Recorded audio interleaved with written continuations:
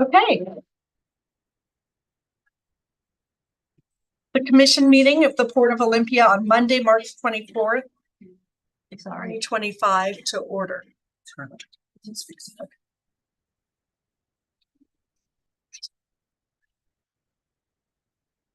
We have a revised agenda today.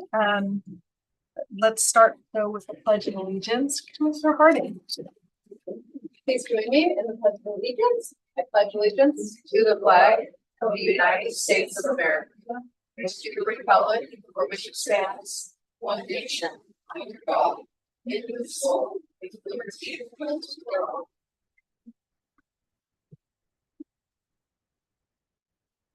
All right.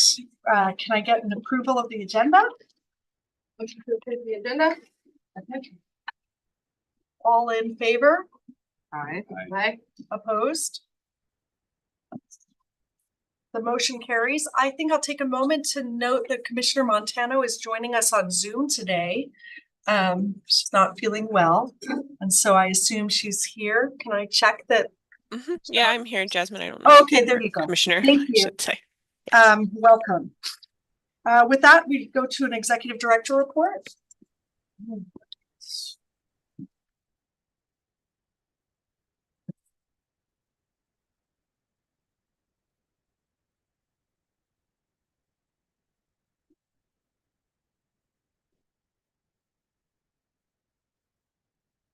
There is one additional seat in the front if anyone would like it. Okay, just wanted to let the commissioners know and the public members of the public know we have two new members of the port team. Today, Kim Cayenne joined us as a Marina Office Coordinator. She has now filled out our Marina Office team, so we have two coordinators there. We're excited to have her on board. And Brent Barnes is our new Director of Enterprise Services.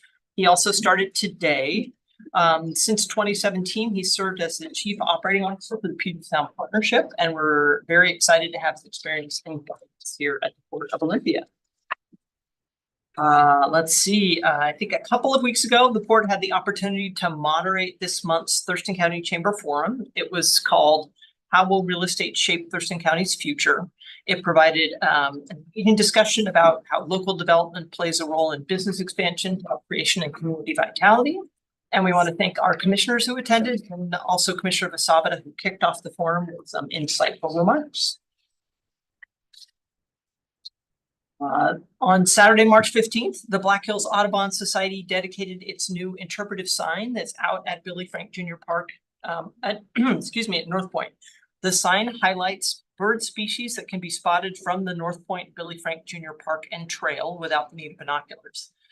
In the first photo on your left, Port Commissioner Vasavada, the Black Hills Audubon Society President Kathleen Snyder, Commissioner Bob Ayal, myself, and Mike Ruth, who contributed the map for the sign, are all pictured there. Despite some rainy and cold weather, we had some great treats, some hot beverages, and really enjoyed the great company. And we want to again thank the Black Hills Audubon Society for inviting us to be part of the dedication. Also, this past week, port staff had an opportunity to tour the Lacey Makerspace to gain a deeper understanding of their operations and the services that they offer to the community. The tour was part of our ongoing exploration to flesh out our partnership with the Makerspace and to explore how we further our common goals of workforce development, placemaking, and enhancing community benefits. And cool stuff you can make there. We also just committed to being part of the Habitat for Humanity Women Build event. So on Wednesday, May 14th, the port commissioners and port staff will volunteer to support our community by helping build homes for local hardworking families. And this past Friday evening, port staff and some of our commissioners had an opportunity to support the Thurston County Chamber Foundation at their annual gala Night on the Town event out at Mill Creek Casino in Shelton. We're happy to contribute to the foundation's goals of education, equity, and entrepreneurship. And it was a fun evening, and we, all had a great time at the port table. And last but not least, we value folks' input. These are the many ways that you can engage with either the port commission or port staff, and we invite you all to engage if you so choose. Thank you. You're welcome. Any questions or comments from the commission? Thank you. Just in general. Thank you, Chair. Last time I had one. Commissioner Harding, Director Smith, I wonder, as we move into public testimony, I want to note that we have right now in the room, 11 people signed up to speak to the airport expansion. And then, of course, there will be the people online. And I think originally the agenda for today had been slated to include conversation about the airport. Do you want to address the change or? Yeah. So originally we had hoped to bring for the commission's consideration approval of the airport master plan this evening. However, so there was an appeal of the SEPA mitigated determination of non-significance that was done for the master plan update.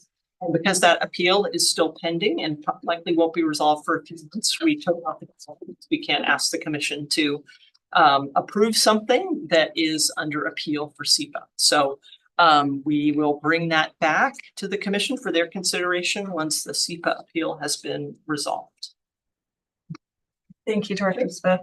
With that, we'll go to public comments. Guidelines can be found in our rules resolution. It's an opportunity for public input on the agenda items on our agenda, in addition to any other public comment on any other port business.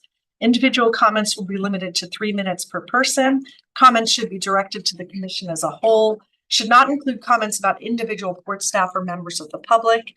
And all speakers are requested to be courteous in language and demeanor and confine remarks to those facts that are germane and relevant to the question or issue under discussion. With that, I'll start with the folks here on my sign-in sheet and call up Jesse Cervantes, please.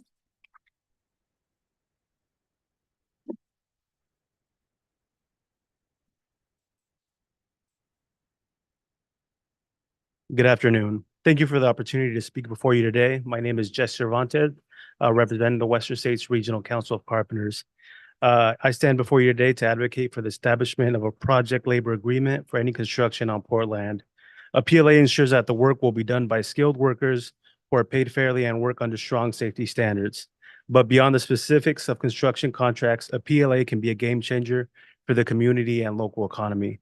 They lay the foundation for a thriving local economy, the wages earned, the training required, the use of apprenticeship training, the next generation, and the careers built will resonate for generations, ultimately making the port and the community it serves a stronger, more resilient entity. In conclusion, adopting a project labor agreement for the port projects is not just a good decision, it's the right decision. Thank you for your time and consideration. I look forward to working together to build a bright future for the port's projects and the people it serves. Thanks.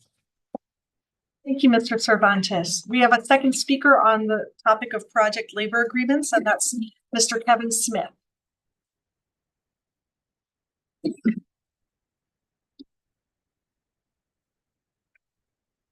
Good evening. My name is Kevin Smith. I've been a union carpenter. I am a union carpenter for 16 years now. And I'm here today because this Panattoni project is a huge deal. And the project is, it's a huge deal, not just for carpenters, but for the community. And we want to make sure it's done right. When you've got public land being developed, the work should go to local folks who live here, pay taxes here, and want to build a better life for their families. This is what we strive for in Olympia. That means using skilled labor and giving apprentices a shot to learn on the job. We are not asking for special treatment. We're just asking for standards that make the jobs here safe, pay fair, and help build careers, not just quick paychecks. Olympia is a place where people should be able to work hard, get ahead, and let's keep it that way. Thank you. Thank you, Mr. Smith. Mike Brown, please, on the topic of port lease land. Yeah, good evening, commissioners. My name is Mike Brown, and I've lived in Olympia and Lacey for the last 25 years. 20 years ago, I joined the Carpenter's Apprenticeship. That apprenticeship that has, and I'm proud to say, has afforded me a livable wage, healthcare, and retirement. I really would hope that the opportunities that apprenticeship provided me are open to young people. As my son goes into his junior year at Timberline High School and is gonna start in Newmarket and choose a trade, I hope that the port would consider adopting a PLA on port leased land so that it would give the same opportunities that were provided me to the future of the young people coming up. Thank you for your time. Thank you.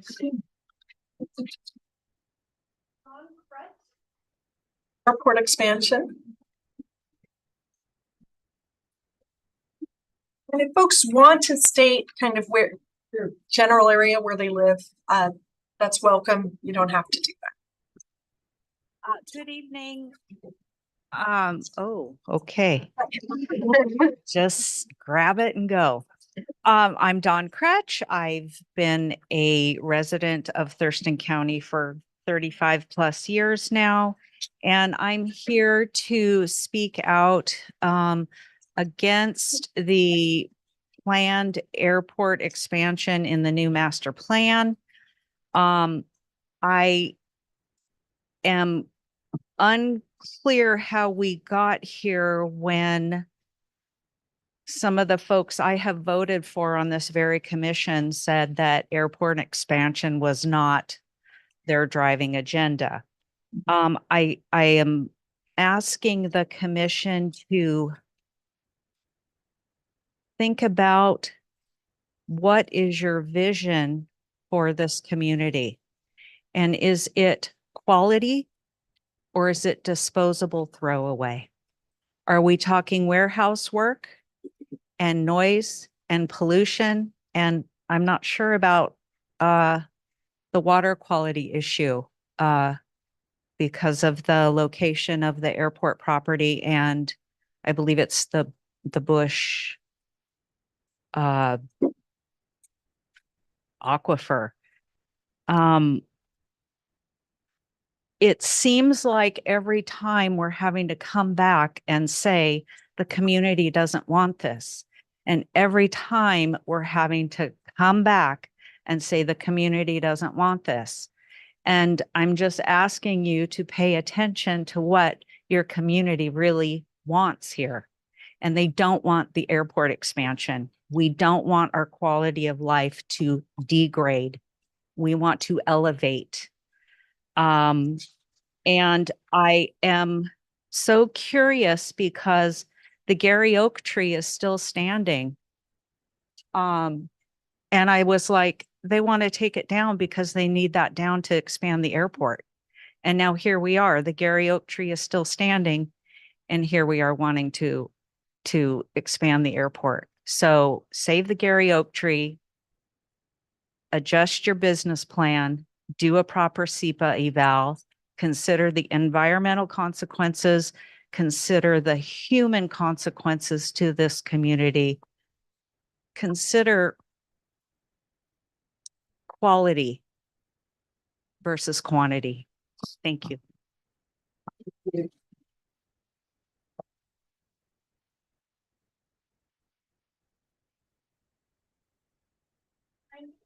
Lee? Obviously.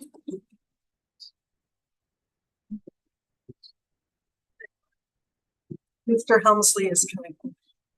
My name is Frank Hensley, Hensley. and I live on Arab Drive, very close to where my daughters used to ride their horses. There are no horses there anymore.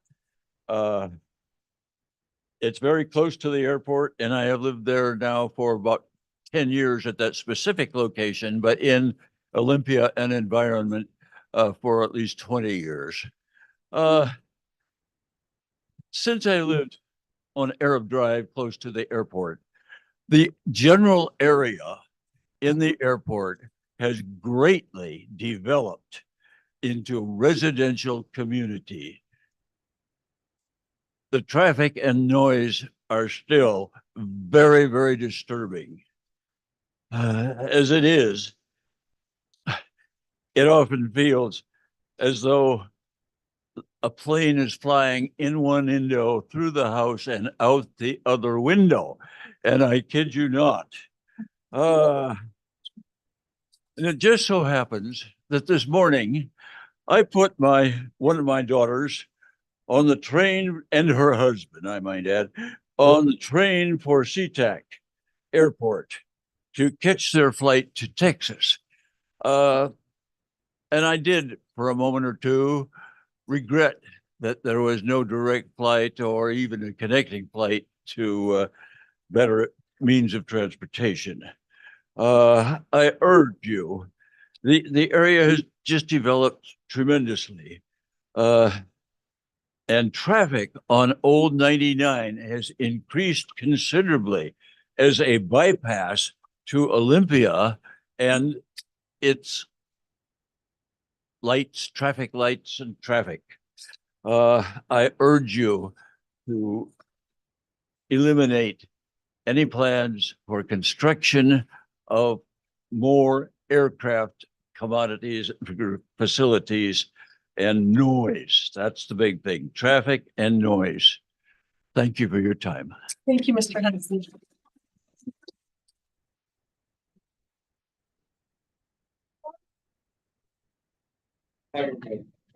No comment? Okay, thank you. Mr. Jim Weston?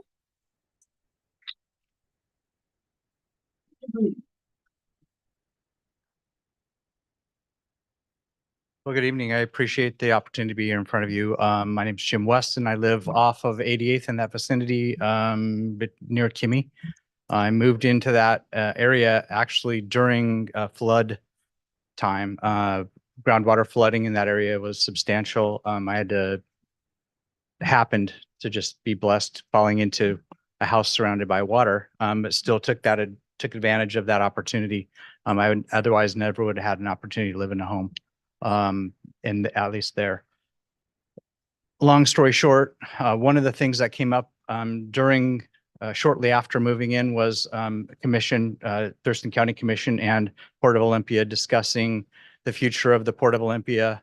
There was a moratorium put on in 2000 for all of Thurston County in that area particularly.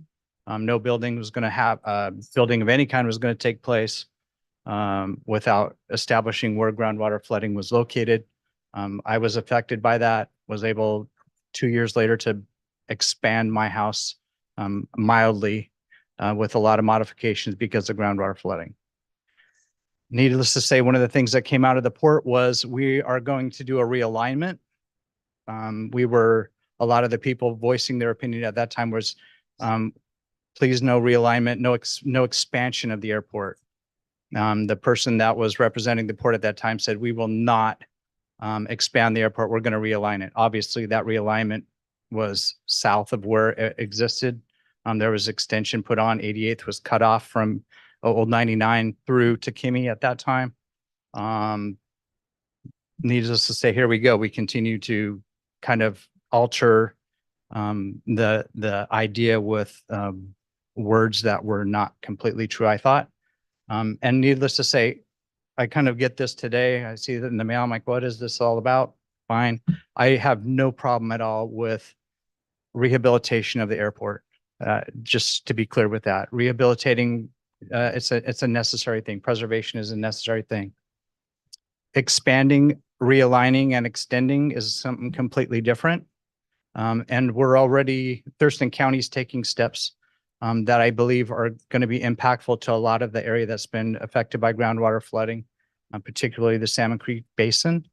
And I think it's wise of you to consider any work that you're going to do with the port outside of preservation to seriously consider that and the effects that it might have on the population around there. With that, I appreciate your time and thank you for it.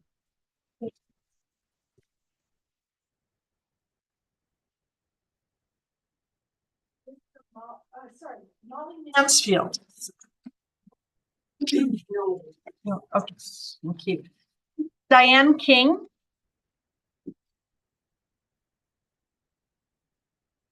I'm Diane King and I live 4325 Sinclair Loop in Lacey. And I've been here for about 80 years living in this area. So I really am concerned about what has been developed over my lifetime.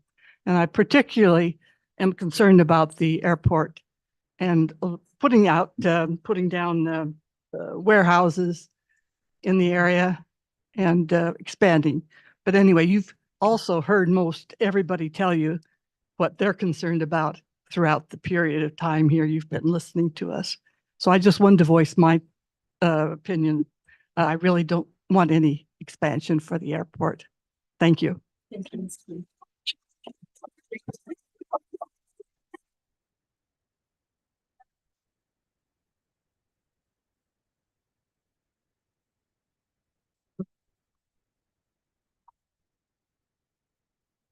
Good evening, Commissioners. My name is Patrice Barentine, and I've been a resident of Olympia for 27 years. I now live in the Wildwood neighborhood of Olympia in the South Capital region of the city and directly under the landing flight path to the Olympia Airport. It literally comes right down Bucher Street. While I serve as vice chair of our neighborhood association, I'm here tonight speaking on my own behalf and the behalf of my close neighbors on Bucher Street because we were unaware and had not been informed of this master planning process in time to take official action. While the city of Olympia works with neighborhood associations and is vigilant in their communications and public outreach on topics such as the 2024 comprehensive plan, no such information has come from the port. I want to flag a potential trend here to both ignore true and significant outreach to the residents impacted by the airport and potential expansion of it, and to ignore environmental concerns at the same time. Economic growth should not come at the expense of the people and the environment. You have a great mission statement. Let's adhere to it. You are invited to collect sound and lead pollution data from my neighborhood to fuel any future airport master planning and include it in your SEPA and EIS. Thank you for your time.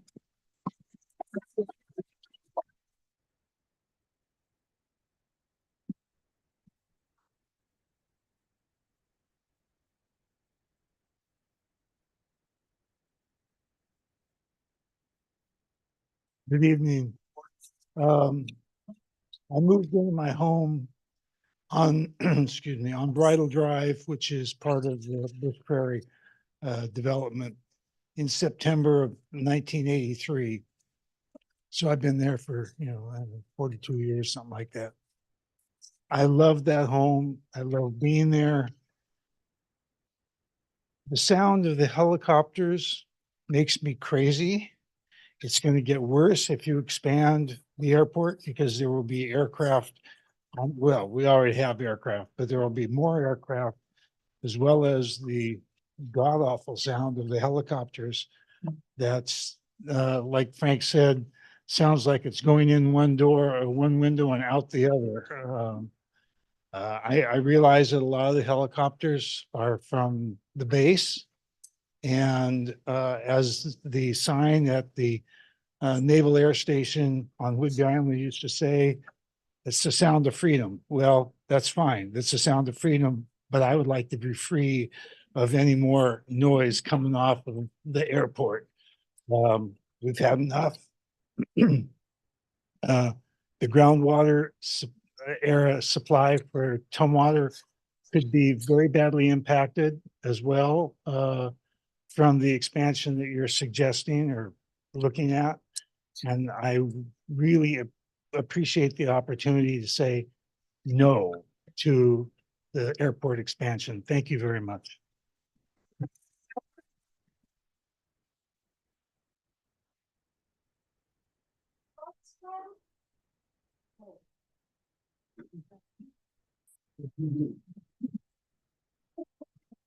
Hello.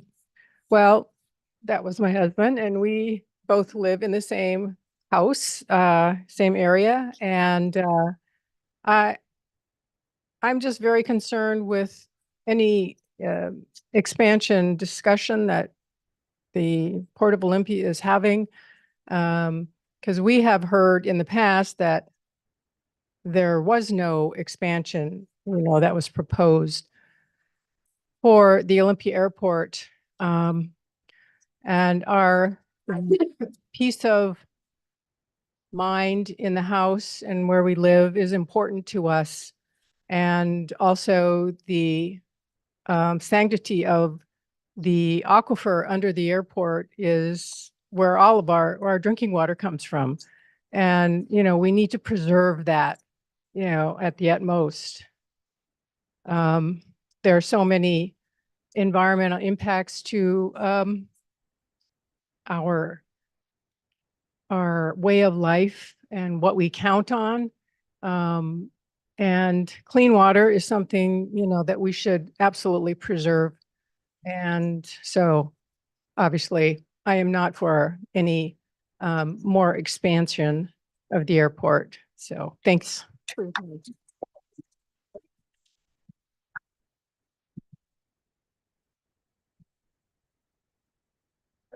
Didn't sign up to speak. Carla Wolfsburg.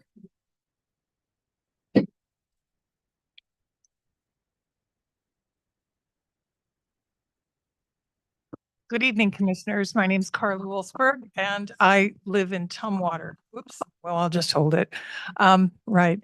So I'm here really to speak very personally because I'm deeply disappointed that all of you are not taking seriously community health and well-being.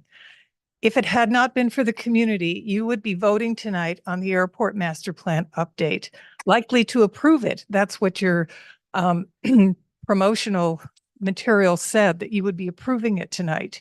So I think that it's time that you sort of take a step back and look at the stewardship that you've been granted by your positions to protect us, to protect our quality of life, our environment, and our health, particularly our health.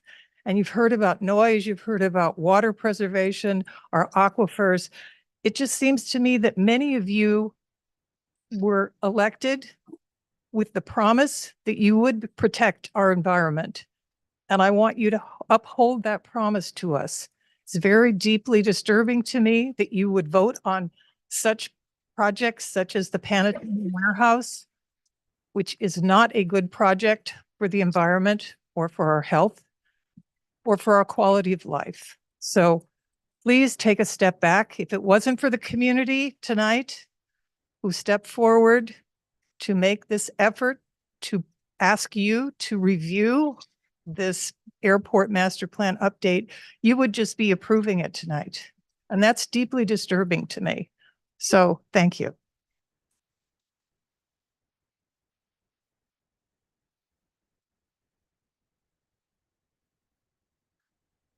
Or Wheeler.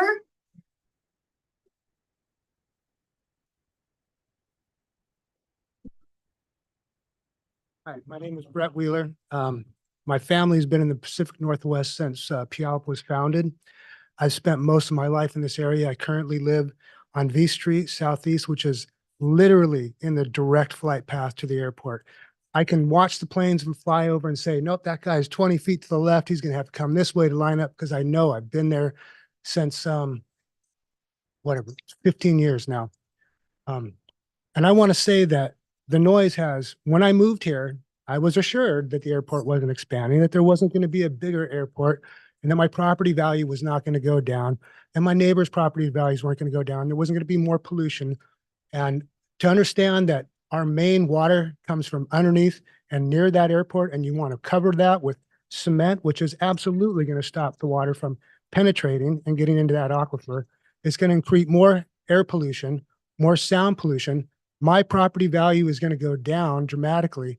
I wrote a letter. It took me about 45 minutes to write that letter. During that 45 minutes, 9 military helicopters circled my house, and that's fine. It is the sound of freedom. I understand they have to have training, but that's the military. We're talking about financial incentive is what it seems to me.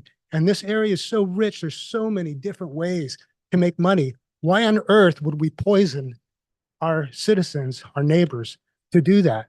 This is the wrong decision. I think everybody in this room probably agrees with him. Yes, that's all I have to say. Thank you for your time.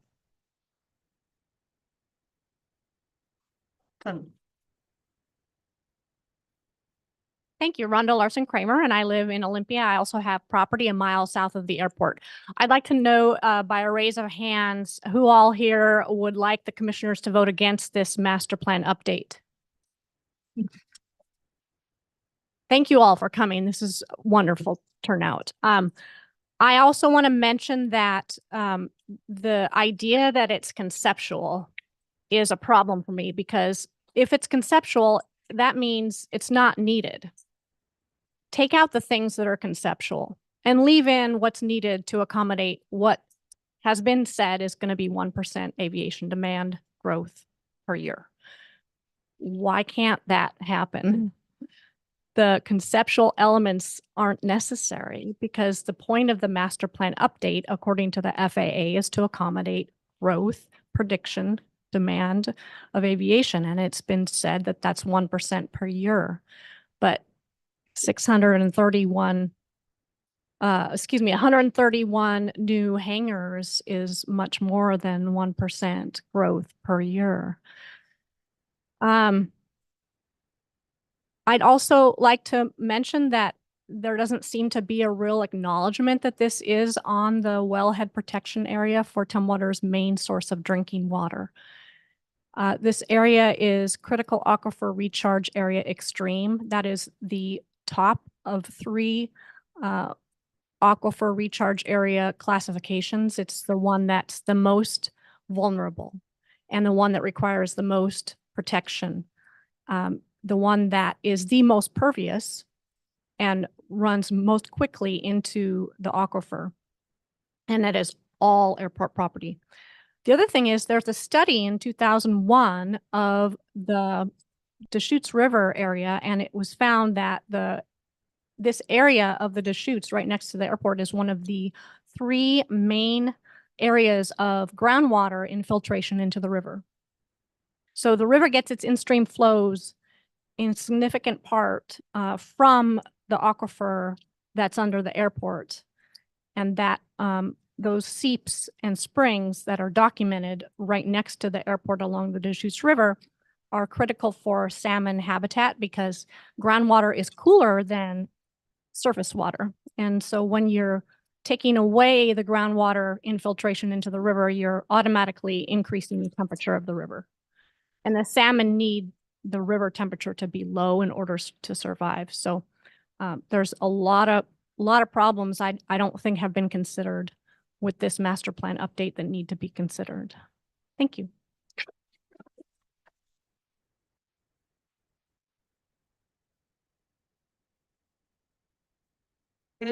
Mr. Jeff Foster.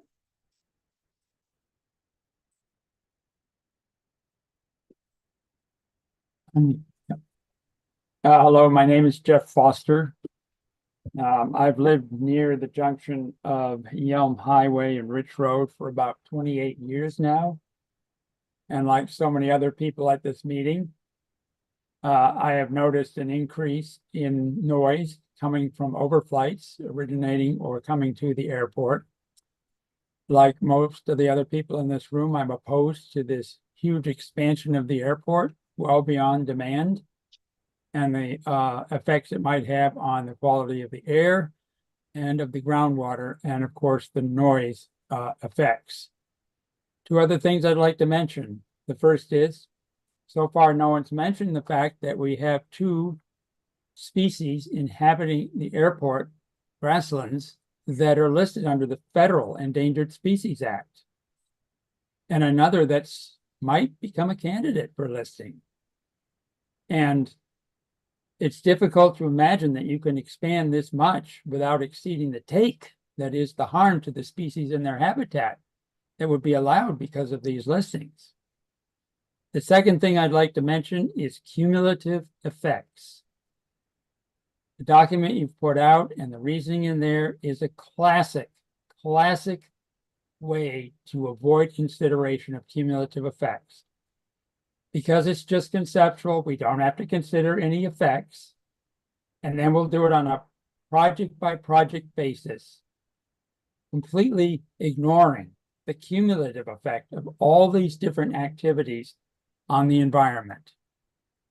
I hope that the appeal of this SEBA document succeeds. I certainly think it has a good chance to succeed on that basis alone, let alone all the other deficiencies in the document. Thank you.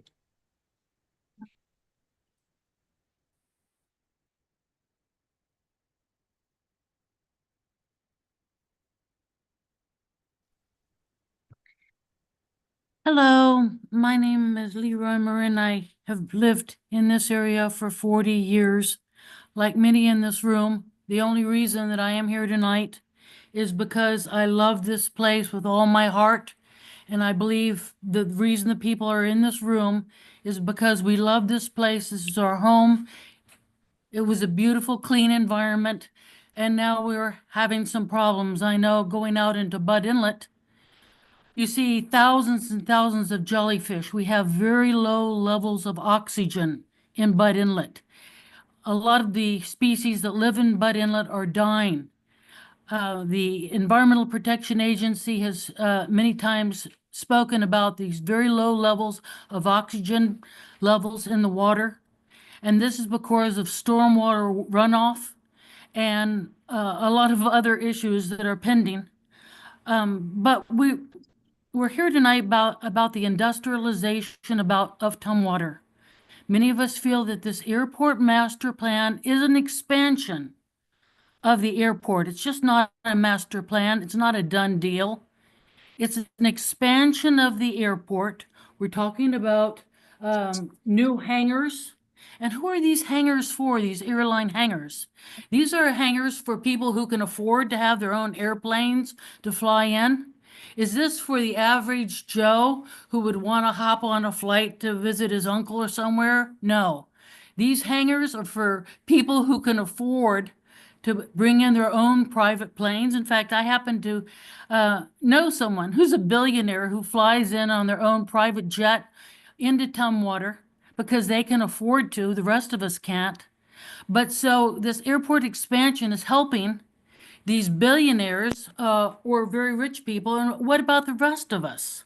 What about water quality and the de-icing of these plains in the winter? This is a aquifer recharge area, and as has been mentioned before, but yet no one really talks about this. All these health issues, no one is really talking about the health issues. Many of you were voted in to your positions because the community thought you cared about the environment. It looks like you only care about jobs, but these are warehouse jobs. How is our warehouse jobs actually jobs that can support a family? I don't think so. Warehouse jobs will come up and then you will have robots taking out over the warehouse jobs, and all these families will be left with nothing. So I hope you search within your heart very deeply. You are industrializing the city of Tumwater. You are turning it into an industrial zone of naught. Thank you.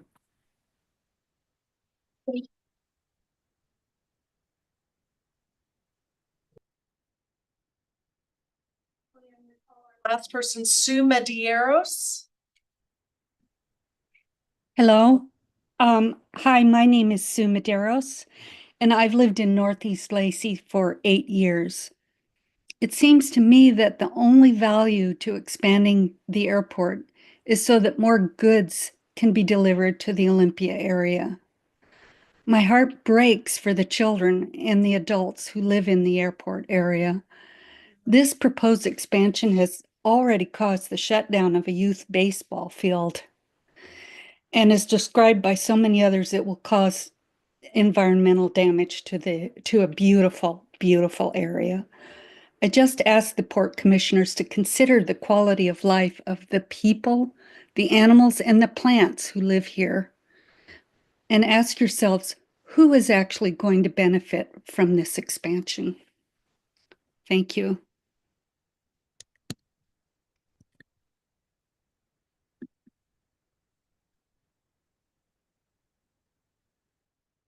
Weighed in today and shared your values with the commission. With that, we're going to move forward to the consent calendar. And we have 3 items on the consent calendar. ILWU 47A collective bargaining agreement, Washington State Patrol Office lease renewal, and a professional services contract amendment approval for Pioneer Tech. Motion to approve the consent calendar. Any discussion? Okay. All in favor? Aye. Aye. Opposed? All right, by your voice, we have approved the consent calendar. Motion carries. And we'll move to item 8, pending issues or business. I understand that the chair of the Port of Olympia Community Advisory Committee is ill, and we have a substitute for him today. And it's Mr. Anthony Hemstad. Oh, and Debbie Patton and Don Krug. Okay, welcome. Nice. Thank you for giving us the time to see you.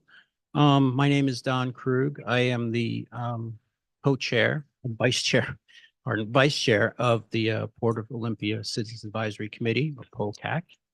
And we are here to discuss our presentation. Hopefully this is idiot proof. We are here to discuss our 2025 work plan.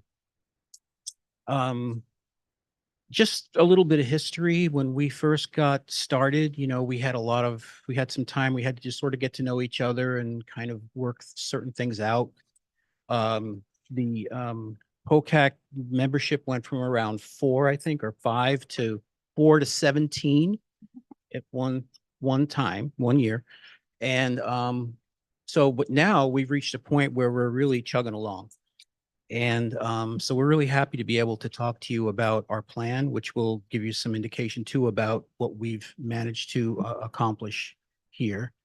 I'm going to speak in general, and then Anthony is going to speak about economic development subcommittee work plan, and Debbie's going to add a piece to that about some of the past work that the POCAC has done that we think may be relevant to future work. So generally, the full POCAC is almost like a steering committee of sorts or something that just kind of like manages the processes related to the 3 subcommittees. And they being economic development and destination waterfront and the Bud Inlet subcommittee. I'm sorry, I'm just have to familiarize myself with this myself because I didn't know I was going to be doing this. Beyond that, I mean, one of the issues that we are dealing with right now and we want to actually move forward with is recruiting additional members to the POCAC. We had the resolution, I think it's the resolution that says that we have between 9 and 17 members. And we had 17, and through attrition, et cetera, we're now at 11. And I'm actually going to be speaking about this a little bit more later. The other big issue for us that we want to work with you about is conducting public engagement efforts. For example, on the Peninsula Master Plan, Vision 2050, as directed by you. And we're looking forward to having more conversations with you about what you might like us to do, how we can help you on that. With that, I'm going to turn it over to Anthony to talk about the economic development work plan. Great. Thank you, Don. And we do have quite a few slides here, but I will fly through these because I realize that you've already been here a long time and you have other things on the agenda. But the Economic Development Subcommittee, that's the newest of the 3 subcommittees of POCAC, and thank you for allowing that to be set up a few months ago. But we've been meeting since November, and have already had some very interesting and helpful meetings. Our membership, beyond myself, we have Don, we have Debbie, who you know, and also Quentin and Joel. And it should also mention we've had some great staff support. Tabor Lee stepped in he was our de facto staff member for the first few months. Afshin Yilmaz has joined us a couple of times and has been very helpful. Enjoyed his interaction with him. And then we are thrilled that Mike Reed has joined us for the last two meetings and look forward to working with Mike moving forward as well. This is idiot proof. That's great.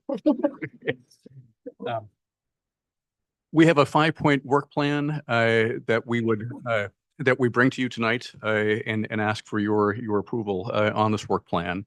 And again, it was helpful to work with Mike in making sure that this lined up with Vision 2050 and the different points within that. All of these points we think do correspond with things that past commissions have looked at and wanted to make priorities. But first off, we'll develop our own charter for the Economic Development Subcommittee, and then we'll have 4 action points looking at how do we diversify what's happening at the marine terminal so that it's working as well as possible for the port. Then we will explore a variety of options with passenger ferry service, and some exciting things are happening with that right now.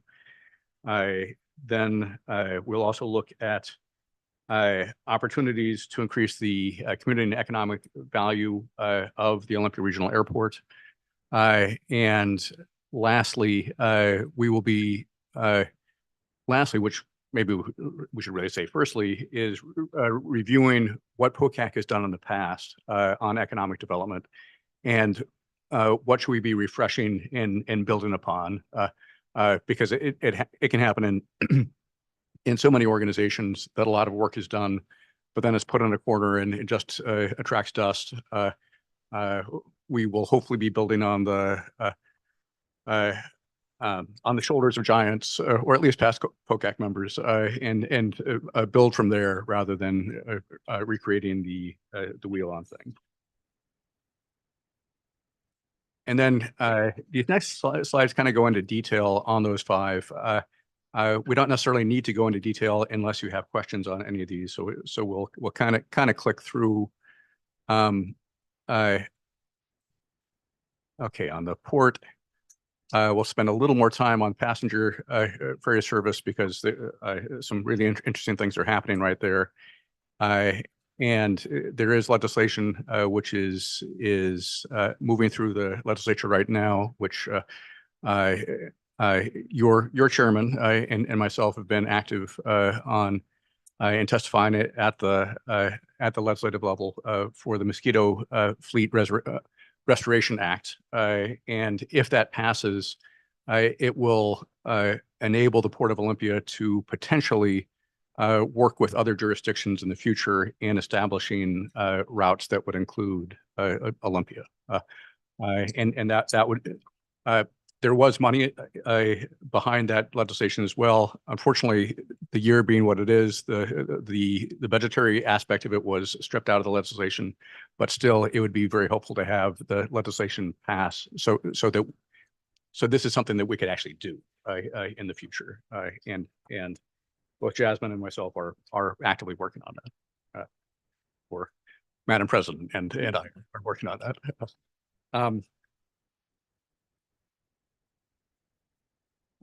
Okay, also on the airport, looking at various aspects with the airport as well. And then I will hand off to Debbie, who has been and worked on many of these reports. Thank you. We have discussed this a number of times about going back and looking at the POCAC reports from previous years, and on the website, we have all, will you give everybody up there one of these, please? Thank you. This list you're getting, it's on the website. You've probably seen it already, but it covers reports from 2017 to 2022. And Some of these that could be updated are the EV charger report from 2019, the community solar report that we did in 2019 also, and shore power. Some things have changed since that report was written for shore power at the marina. And then another one that just all those good workers that were here just earlier tonight, they were talking about the apprenticeship utilization report on your sheet in front of you there. That was from 2018 when we wrote that. And then 2 years ago, I think, Commissioner Ayala, 2 years ago, I believe that it was actually adopted, revised and adopted, but that's really timely. They're talking about it right now. So that's definitely one in economic development that we'd like to probably relook at. And so all of this aligns with the Vision 2050 in Goal 7 and Goal 14. So do you have any questions about that? Okay.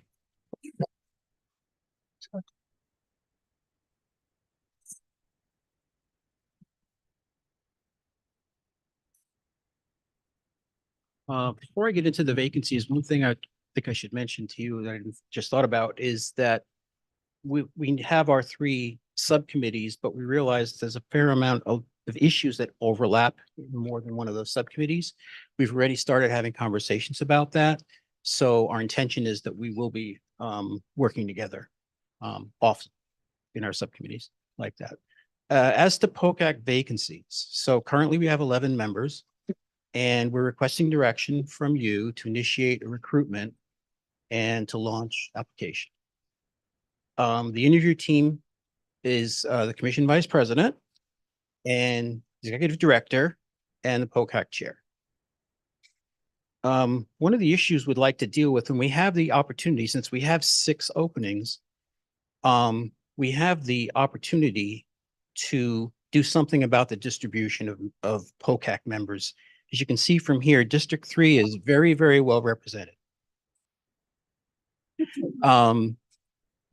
But we would like to expand to get, in fact, it says, it's even outlined here that, I think this is from the resolution, that we should attempt to have at least 2 members from each of the 5 Port Commission districts. So that's one of the things we'd like to focus on. Another is just getting a better representation in terms of communities, in terms of age. And we've been already started having conversations about how we might want to outreach to those communities. Any questions, comments? Mr. Harding. I have a couple. So on the interview process, I fully support moving forward with opening it back up. I think that based on turnover, we're not fully transparent with what our process was. And so we had some people apply who kind of got lost. So I think whatever we do, just making sure that it is clearly stated on our website and when the window is going to be and how that's going to go. And to those people who did try and participate, that was not intentional. That was just staff turnover. So I think just you guys knowing that there was a little bit of that happening. But I think getting you more support and diversifying is great. My question is around the 2025 work plan. So 2 and 3, diversify marine terminal and passenger ferry service efforts. How do the efforts of the POCAC interface with the efforts of the staff? Because one of the things that Commissioner Ayala and I heard when we first came on is creating these reports sometimes felt like a binder project, like the POCAC would go and do all this work and then nothing would happen with it. So I just want to make sure we're not asking you to go write a report on diversifying marine terminal cargo and then it's not aligning with staff. Like what is the role of POCAC versus staff versus, have you thought about that? And because the last thing we want to do is waste your time. We want to use the work product. Yeah, and Amy, we are entirely in agreement of, we don't want to waste our time on it. Yeah, and we see POCAC as kind of a force multiplier of staff. In that clearly the Port of Olympia is not robustly staffed. You have great staff, but there are very few of them. Yes. And POCAC members have a variety of different backgrounds, and there are some things we can add value on, and the things that we put forward, for part of the work plan, those are things that we do think there are areas where we can add value.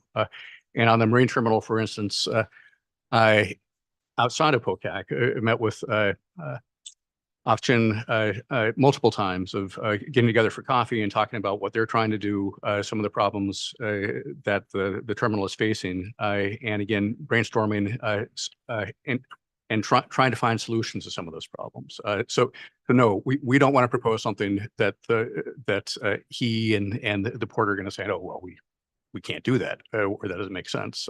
So we're actively working on that in order to try to make sure that this does work. And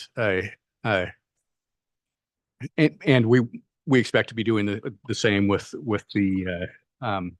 passenger ferry issues, and I'm very active in the passenger ferry in mosquito fleets movement around Puget Sound in other markets as well, and so can bring a lot of that information here, where I don't think on staff we have any of that really. So I think as long as it's working as a multiplier where the commission setting the strategic direction, the staff's implementing the strategic direction, and the POCAC is multiplying those efforts.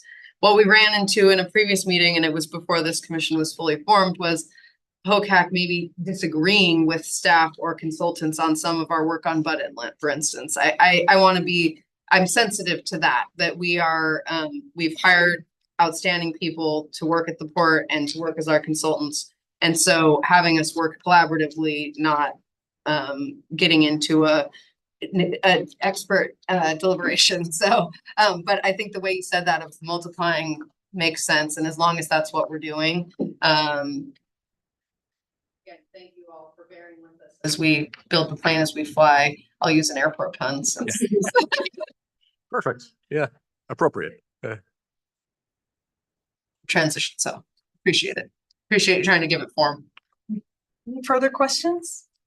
I have a question about the terms and recruiting new POCAC members. So maybe you can help me remember what the term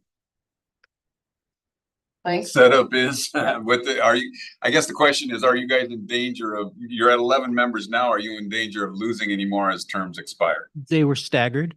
Yeah. When the 13 new people came on board, they were staggered. So I'm not sure exactly how many. I think that we had an effort last year was it 4? You know the numbers? I do know that you voted to extend everyone's term, so that it extended it to 2026, I believe, so that we had time to recruit more. So some of us drop off this year, others all got extended for this very reason. Okay, very good. Thank you. Thank you so much for spending the evening with us.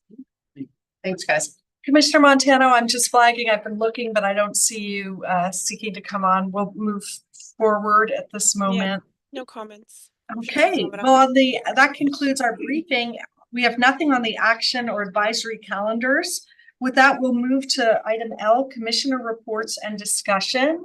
And Sarah, Commissioner Montano, since we just pulled you up, if you'd like to give a report, please do so. Yes, I just wanted to comment on the chamber event that we attended, that lunch where they highlighted Panattoni. I think I just learned a lot more about Panattoni as a company and what their values are. I think that's going to be a good development for Thurston County, not just for warehouse jobs, but for carpenters and other associated builders, as the group showed at the beginning of this meeting. But that's all I had to report on tonight. Thank you, Commissioner Montano. Commissioner Sanders?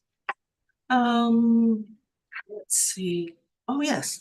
So I attended study at the Southwest Washington Agriculture and Business Innovation Park. So that was really exciting to attend that meeting. after watching that building be built over the last year and a half or two. And so that was an amazing opportunity to spend time with our South Thurston County Economic Development Initiative, where the port supported the actual feasibility study for that innovation ag tourism park. And so it was really neat to be a part of that. So they also opened a organic business and had a ribbon cutting there. So that was really neat that there's a business open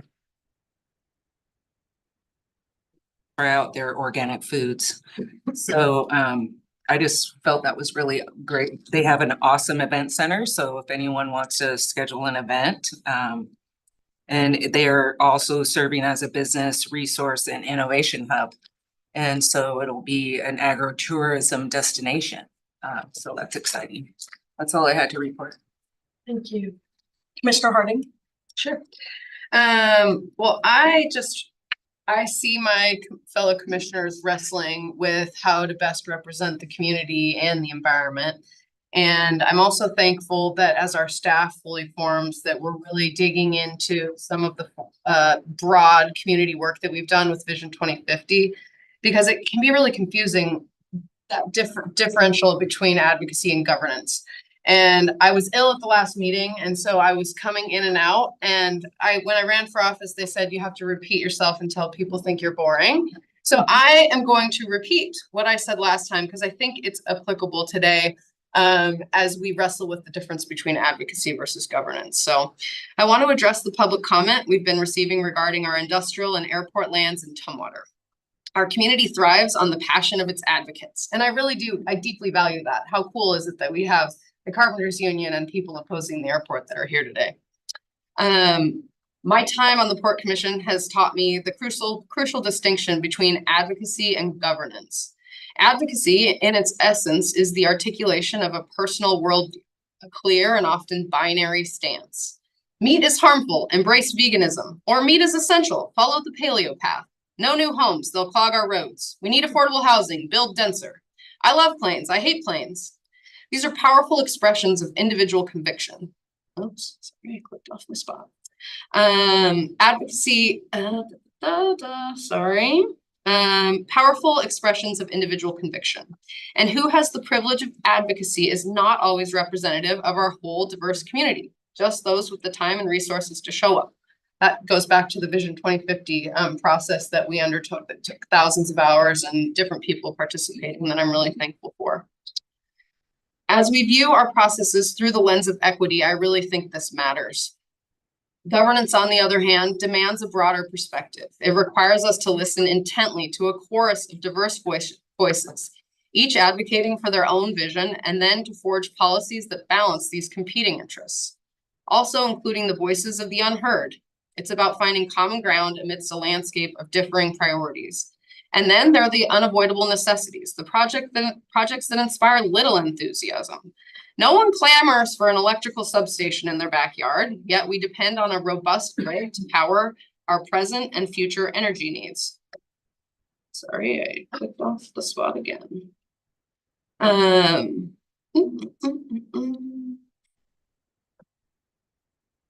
was having technical difficulties last time and this time, so my apologies. Advocacy simplifies, offering yes or no solutions. Governance, when done well, is a complex tapestry weaving together the threads of advocacy to meet both the practical and aspirational needs of our community. In Tumwater, the city's comprehensive plan serves as its guiding framework for how land in Tumwater should be used. It's created with ongoing public input. As the land use authority of the port's properties within Tumwater, Tumwater has designated most of our lands for airport-related industry or industrial use.